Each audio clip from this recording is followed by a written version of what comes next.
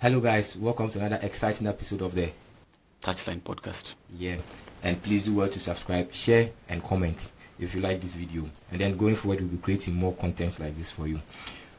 Okay, so today we are going to serve you with a lot of analysis on our list. And we are going to actually delve deeper into the Premier League as of now. And then we'll talk about Bundesliga and then maybe La Liga if you have time. So my name is Obi. And then I have my friend here. He can also introduce himself, but I support Barcelona. So when it comes to EPL, I will be fairly. I won't be biased when it comes to EPL, but maybe when I go to La Liga, I'll try my best. So my friend will also introduce himself. Okay, hello, I'm Eno Komanga, but you can just call me EW. And I'm also very excited to be here and share with you insights about the EPL and just football in general this season. Welcome, guys. Okay. So now, I think we can actually start with some analysis. But first, we have to look at the Opta analyst, their prediction that came in over the week. And it's quite interesting. It's really interesting because they predicted Arsenal to win the league with over 80 points. And then followed by Man City. I'm actually going to mention just the top four and maybe the relegation guys. So Man City is on the second and they placed Liverpool at second. Third with 68 points, which is quite interesting, and then Chelsea at number 4. And then we can see Bournemouth is really playing well and Tottenham is playing well this season, but they are not nowhere to be found in the top 4. Even European League is quite a problem with this prediction for Tottenham. So what do you make of this prediction?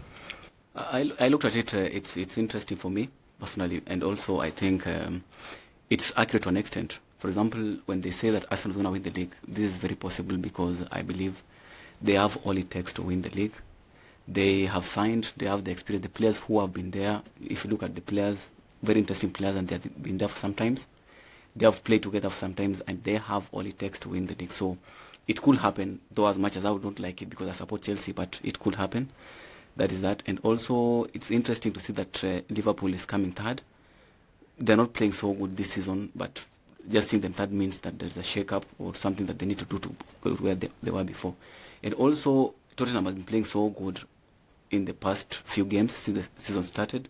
Chelsea is not very well, but you see Chelsea is placed at number 4 and Tottenham out of position 4. So I think a lot is going to move. Just the start, but as we move forward, a lot is going to change in that list. Yeah, that's true because currently Chelsea is at number 11.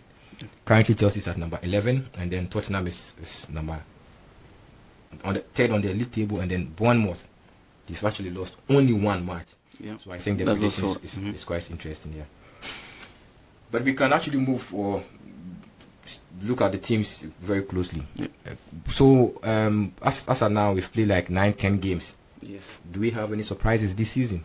Definitely there are surprises if you look at it. Because if you look at this, Bournemouth is actually number 2 or number 3 in the table. Yeah, that's a surprise because no one expects them to be there at this moment.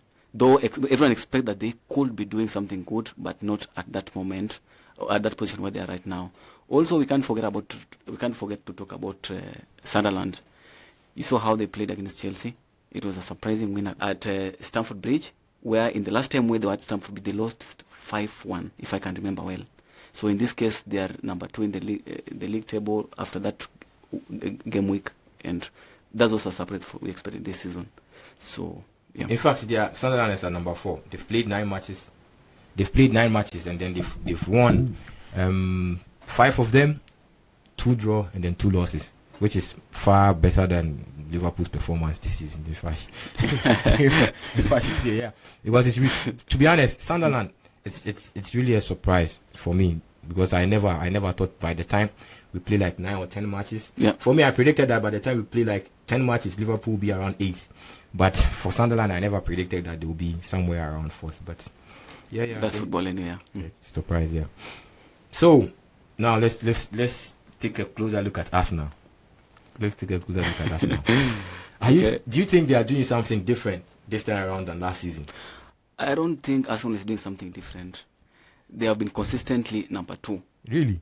Yeah, they've been consistently number 2. Every season they're number 2, they're number 2.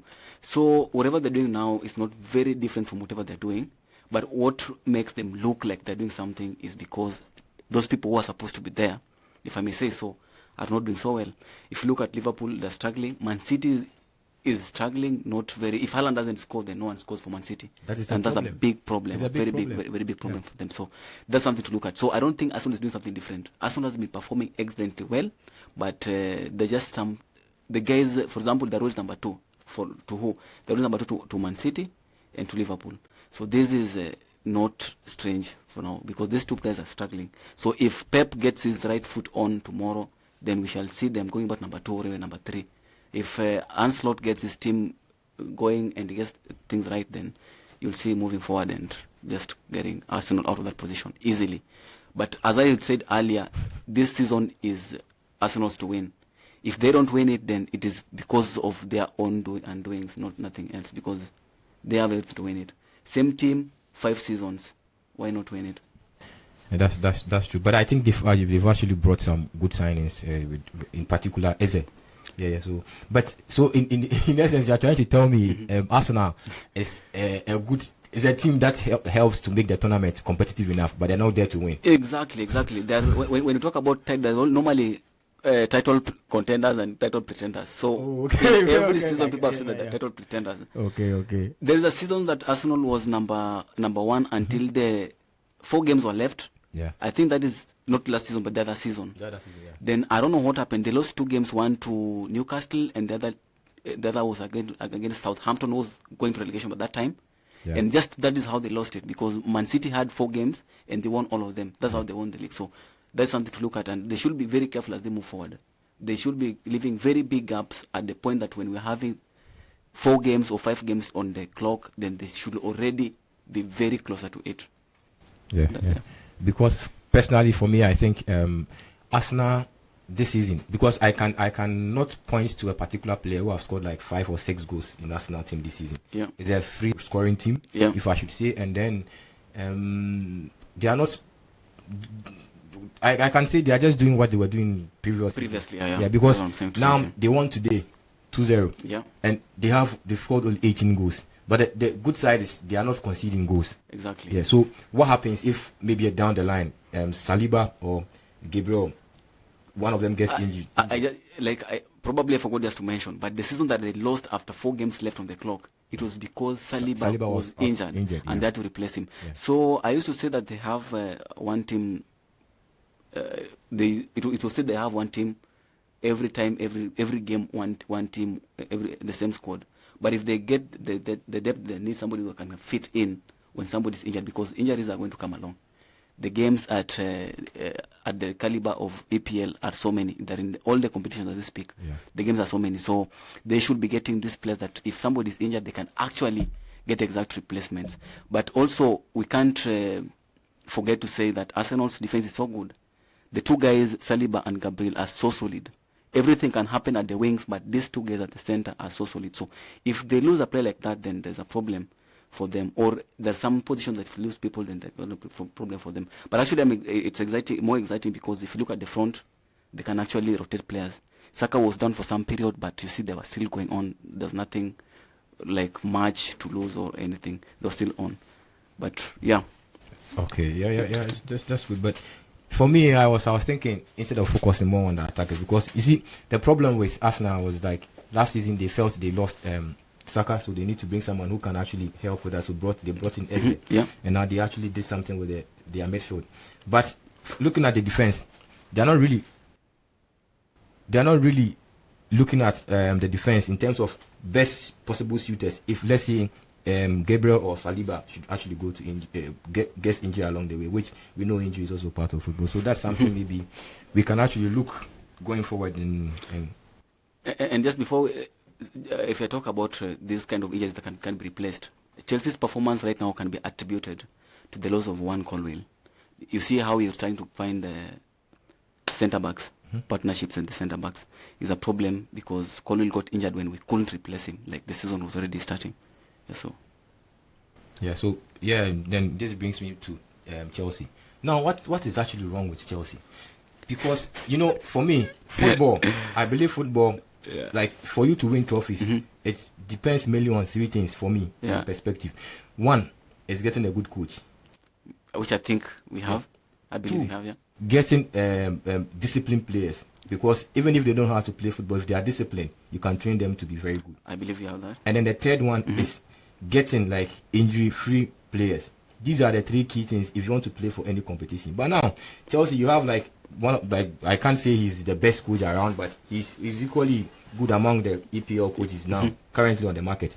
But what is this with this red card? Every time. So what is wrong? Can you please explain to me? Because I remember João Pedro scored a goal. He took off the shirt and they gave him red card, knowing well that he was on a yellow card. So I think what is happening at Chelsea at this very moment we're talking about is one is injury. We can't leave that out of the discussion. Yeah. If you look at the players that Chelsea have lost due to injury, are some of the crucial players. Palmer is out, Colwill is out. For me, only those two players is just a reason enough not let me to go through the injury list for now. Yes. Modric, Colwill, Delap, Badiashile, Gusto, Esugo, and then Cole Palmer. So that's a tall. Okay, some of them are out of the from the list you read. Some of them are out of the injury. Gusto is out of the injury as we speak. So they are back. Yeah. Some of them are back. Okay, so Gusto is back, for example. We've seen them play maybe today or tomorrow. Yeah, Gusto is playing today, I think so. Yeah, if you confirm the squad for today, Gusto is playing today. So that injury is one thing. We lost players that we didn't really think we could lose. That is one thing. So another thing that the issue of red cards, if you ask me, Chelsea's squad is very young. We all know that, right? Yeah. And sometimes some of these things come with experience. You do some silly things just because of the experience of one excitements of here and there. You know, when you're young, you are easily excited. For example, you gave me just an example of Pedro on a yellow card, but still getting shut off and getting sent off. That is stupid, you know. That's stupid, and I think just a matter of time and maturity, then things like that would go out. And sometimes just not bad luck. You just do things right, but just one silly move, then you have a red card. You know, it happened to Gusto. Gusto's, I think his red card was so just on bad luck or something of that kind. So sometimes bad luck happens. Yeah, we can't blame Gusto too much because he had 2 yellow cards, like 2 yellow to a red. Yes. But then Chalobah straight red. You know, Chalobah to take a red card. Let me tell you why. He had made a mess. The mess is already there. Like it was either. he had to correct the mess. You know, when you poop somewhere, you have to get it out even if you're using your hand. Okay. You understand? So that's what he did. He had made the mess, and he was so struggling to get the mess out of this. So that's why he got that red card. It was a silly one also, if you may ask me. But already, it was in a mess. Yeah. But for me, I think Chelsea's scoring ability this season is the best because now they have 17 goals. Yeah. And then even the current leaders, which is us now, have like 18 goals. Yeah. It's not that really far. So a team which we are actually looking at, I saw some promising moments with Chelsea, even when we started the league after winning the Club World Cup. And now they are at 11th. Why? Because they're conceding silly goals, if you ask me. So the problem is the injury of the defenders? Yeah. The injury of the defenders. Also, for example, if you ask me, when Colwill is not there and these guys are struggling to get a partnership for whoever person they want to play with, if Tosin, Chimpong, Tosin, Chalobah, or whoever person is, these people are not very compatible with each other. Okay. And this cannot also give, for example, Caicedo and Enzo. Yeah. They cannot just run and go knowing where they're coming from. There's a potential danger because you know those two guys, Chalobah and Tosin. Any attack is a threat to them. There is no one that this one is easy. Let's take it out easily. Any attack is a threat to them. So these people, they cannot have the freedom to go because when the season started, you see how Enzo has been performing. Yeah. But even the game that we lost to Sunderland, Enzo was nowhere to be seen because he didn't have the freedom to aggress as he should. And in this kind of situations, those guys are so clinical. 2 attacks, 2 shots on goal, and 2 goals. Sometimes it happens if you're not attacking enough. Yeah. That's so sad with Chelsea, but I hope things turns better so that maybe they get European football this season. So, but with your prediction with Chelsea, do you think what Opta predicted is accurate? Because Opta is saying Chelsea will be on the 4th, but now they are currently on the 11th. Last on Chelsea before we go through.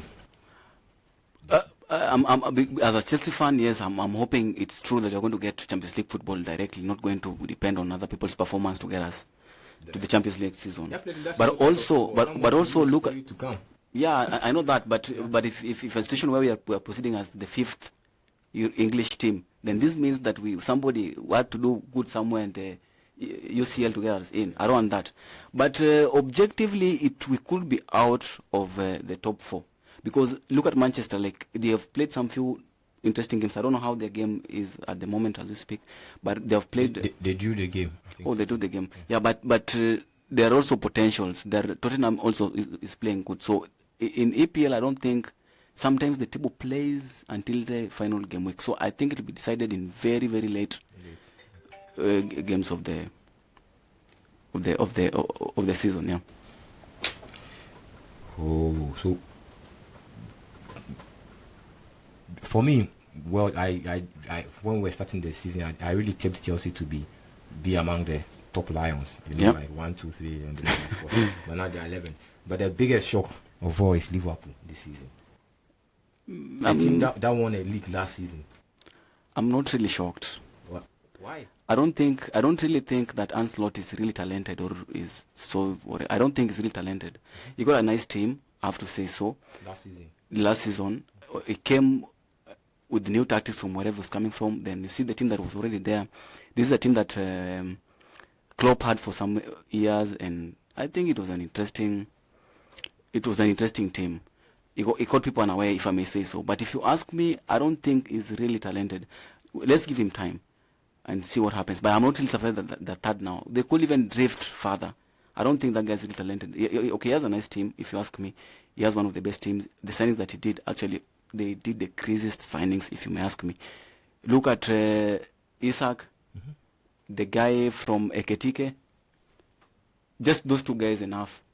Was an enough boost. They're not just putting them together and getting things going is the real problem. And also, I think letting Diaz go was a problem.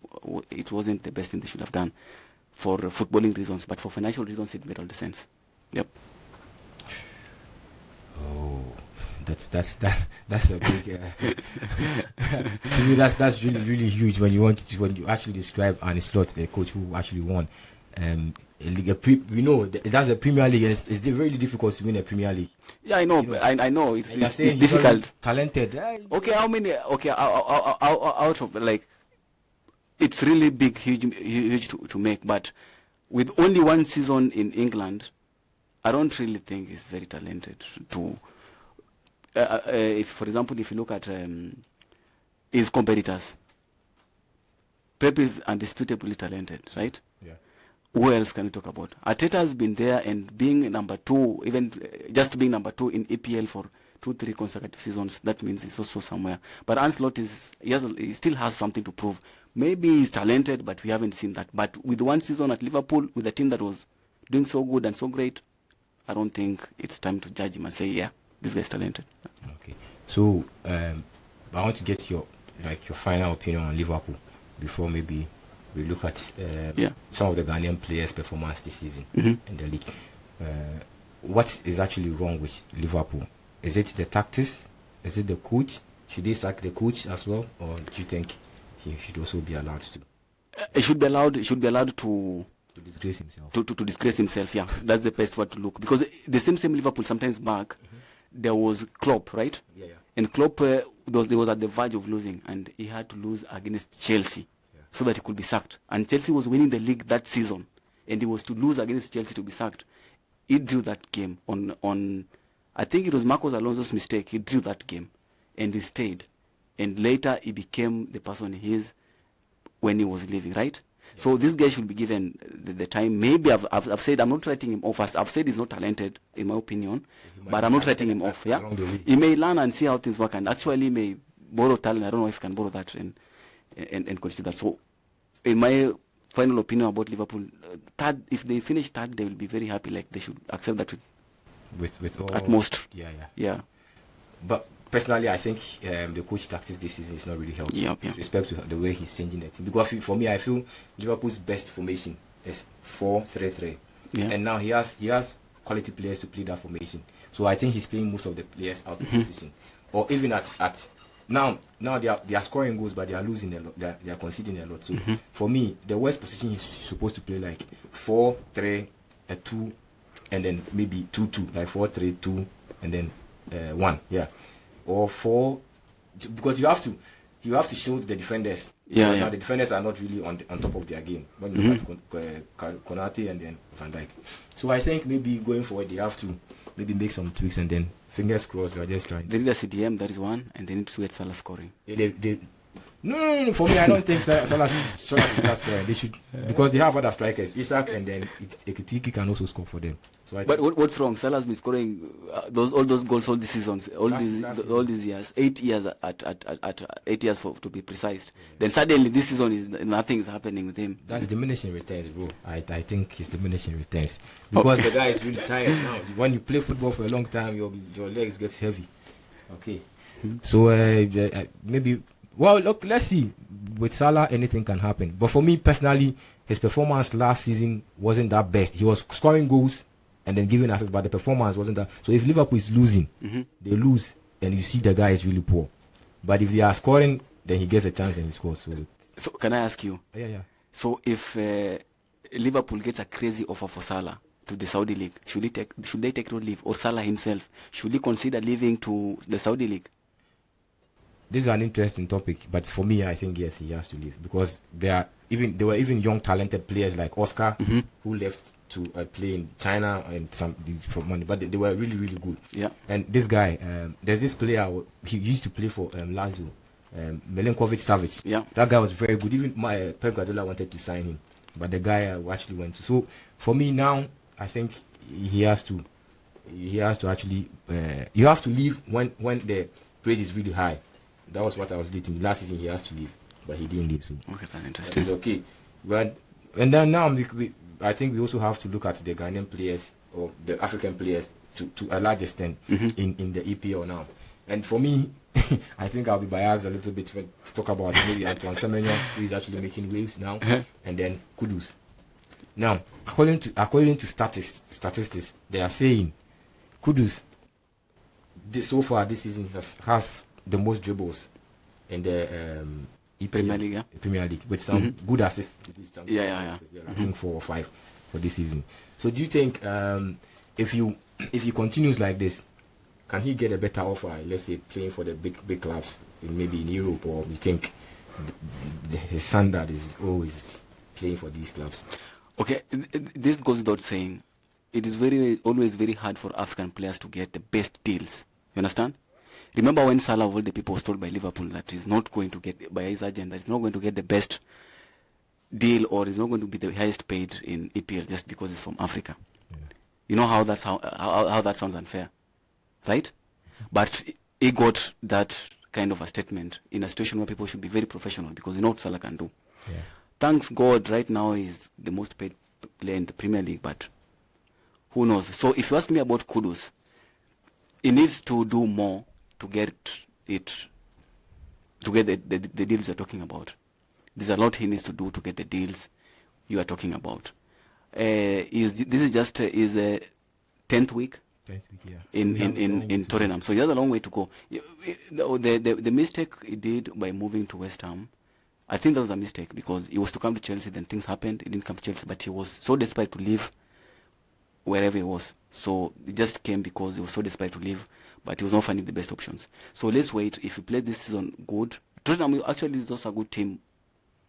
On paper. Yes. No. At least I think they have some trophy. No? Yeah. Right now they have something to talk about. But also Tottenham is a team where you won't have much pressure from the fans.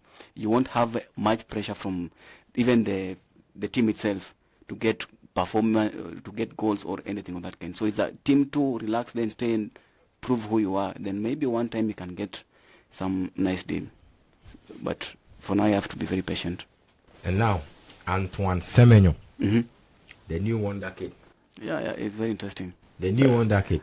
Several teams are after him. I've seen Chelsea, Barcelona. Barcelona? Yeah. Oh, really? Yeah. The new wonder kid. Yeah. What's so special about him this season? I don't know. Sometimes things just work for you. When the gods just align on you, then you're it. I think the tactics of the coach is working on him. Okay. And they're also building the team around him. You know, that makes work easier for you. If the team is built around you. For example, I believe to a larger extent, Liverpool built the entire team around Salah. You understand? Okay. Get the ball, get to Salah you know what to do, then get it to you and you get goals. So maybe if the system is like the team is building around you, then it's much easier for you because everyone's looking at you. So the tactics of the coach is working so much for him, and the environment is in right now. So he also has a lot to do right now. We have seen greater talents just slide like that. So he also need to continue working hard and continue proving what he can do on paper and in the pitch also. Yeah. And let's talk about this guy, Jack Grealish. Jack Grealish. That's interesting. Yeah, let's talk about Jack Grealish for like a short time. And for me, I think, but he's still playing on loan at Everton. Yes, he's not. Yeah, I think so. He has the opportunity to come back and prove himself at Man City. Yeah. But now this guy is I think one of the best attacking forwards now in the Premier League this season, because he already has 4 assists. Yeah, I've seen that. Yeah, and now, so what actually went wrong at Man City that now he's actually showing the world that he can really play? You can't really tell what went wrong, because if you ask and get what went wrong with him at Man City, then you'll have very many questions about many players, the Coutinhos, the Hazards, and all that kind of players. But I just want to talk specifically about Jack Grealish. I don't think it was when he left Aston Villa, the team was built around him. Okay. You remember? Yeah. When everything about Aston Villa was Jack Grealish. So he is English, and you know about the English media, the pressure. Oh, they got him they got him to Man City, which I don't really think we should say. To be fair to him, he deserved to be there. Man City was the best performing team then, and he had also proved wherever he was. So when he went there, I don't think the coach really. He bought him, then he realized this is not really what I wanted after buying him. So I think that's what went wrong with him. So if he's at Everton, and the person is current manager at Everton, gives him the opportunity to showcase himself and give him the freedom to play, then he should consider even a permanent move to Everton. He should be sticking at Man City and sitting down. It happened to this guy who also signed almost the same time, called this guy was to Philip. Playing for which team? Man City signed Philip from. I'm not getting this right. The midfield. He was a midfielder. He was from Leeds. From Leeds. From Leeds. Yeah. From Leeds. With it was to replace Fernandinho. Then I don't know what just happened. Like, he had to leave. Then he opted to stay more. You understand? Mm-hmm. Yeah, he opted to stay more when he should have left. Phillips. Calvin Phillips. He should have left earlier, but he stayed. So even Grealish, I think he would have left. He should have left Man City earlier. Yeah. So I think with players, you should actually know when to actually bow out. Yeah. Or get like good different teams and then showcase your talent. Because for me, I think football is not all about winning trophies or making money. It's also about like proving to the world that you have also some talent, even if you are playing for smaller clubs. And Hazard proved us that, right? Hazard, yeah. He went to Madrid and it's not working out. He said, "Hey, let me retire," because it's not just about the money, and he would have gotten a deal elsewhere. Probably the biggest deal of his career in Saudi. But he just wanted to retire because he was not longer enjoying it, and he said, "I'm retiring because I no longer enjoy the game." That's also something. Yeah. So for me, I think that's how some of the players should do. And then for me, over the years, I feel Man City has been piling up with a lot of players, which to me it doesn't make sense, because they're just buying players and putting them on the bench. Because how can you scout for the best players? You put them on the bench. Like with a player like Upama, you have a player like Upama, you allow him to leave, and then you buy a player from Wolves, Nuno Matheus, so that's purely an insult. Yeah. You know, another thing that you need to understand is that sometimes these decisions are not made on the footballing reasons. They're sometimes based on the monies and the whatever that you can see. For us fans, we base all our arguments on the football. Even if you come to Chelsea, we've made those kind of decisions. Mm-hmm. How did we sell Gallagher? Like, how did we arrive at the position where we want Gallagher to leave? There's a point now we desperately wanted Chalobah to leave. Right now, he's one of the people that is trying to... Because he needed money. Yes, because we need money. Okay. So I think even selling Cole Palmer was not about football. And also, Palmer was not interested in a loan. And Man City also doesn't loan players. For your information, Man City don't loan players. Man City, it's either you are in their team or you leave. Or they sell you. This season, before it started, Pep was very categorical and was saying, I want a smaller team. I want most people gone, and I want a smaller squad to manage. And I don't know how he's satisfied with this current size of squad, but when the season started, he said he want a very small squad. So maybe he's noticed that piling players is not really helpful, because you find that very useful players end up just sitting and doing nothing. I know they want the best to be at the bench, while the best playing. You understand? But it's hard to achieve, and also it's unfair to the players who sit on the bench when they could get deals elsewhere or places elsewhere to play, enjoy the game. Yeah, that's good. So now I think, but they are having the best striker in the Premier League. Yes, Haaland. Yeah. Now he has 11 goals to his credit. Last season, Mbappe won the European Golden Boot. I think so. Yes. But this season, have you actually looked at Harry Kane? This season, his performance in the Bundesliga. Oh, I don't know if you've really taken some time. I've taken time to look at just the statistics, and they're crazy, you know. And I think Kane is a good player. Everyone knows that. Even the number that he pulled with Tottenham when Tottenham was not a very average team, or among the best teams. When it comes to a team like Bayern, where almost all the players are like him, all the players are. You understand what I say? Yeah. The environment makes it better to be among the best. And I'm looking at his statistics that are crazy. And with a good support, this guy could do great things this season. And maybe in the next season, you can see what happens. I understand initially he was not very comfortable at Bayern, because there were even rumors that he could be leaving. So what was the next best team that he could leave to from Bayern? And some people were saying, Manchester United, which is a big joke. But so now Manchester is not really attractive for big players. No. Okay, a player of Kane's profile, Kane's profile, don't really have to go there. The only player who have decided to stick with them through thick and thin, mad and what, is Bruno, and let them have him. No any other person they should be. Yeah, so that is it. So if you compare his statistics to Mbappe, I also think that Mbappe is going to do great this season. So between those two, who is going to take the European Golden Boot this season? I think Mbappe is going to take it. Really? Yeah, I think Mbappe is going to take it. Because you see, in Bayern, everybody is kind of equal to the task. Okay, Kane is doing it. It does not mean that somebody else can do it. You understand? Yeah. But I understand the Alonso and how he's treating Vinicius and this kind of stuff. He's trying to get things focused on Mbappe. Yeah. You know, when he got into the team, even if he had a very good season, he had very many goals, as you've said, but he didn't really get the credit. You understand? No one talked about him. He was always the person to speak last in the dressing room and all that. So if Alonso can find a way to fix this, then Mbappe can even do better than, because you need an environment where you're comfortable with everyone in the dressing room, out of the pitch, and even in the pitch. You understand? Yeah. So if Mbappe gets this season, and we know what Mbappe can also do. Yeah. Then, but it's a nice race to watch. Let's just sit down and watch and see how it's gonna be for them. Yeah, but for me, I'm putting my eggs on Mbappe. Yeah. Because but currently, Harry Kane is leading. Yeah, I know he's leading already, but the season is long going. Really long. I also like the fact that he's also contributing to the game. Now he has like a lot of assists.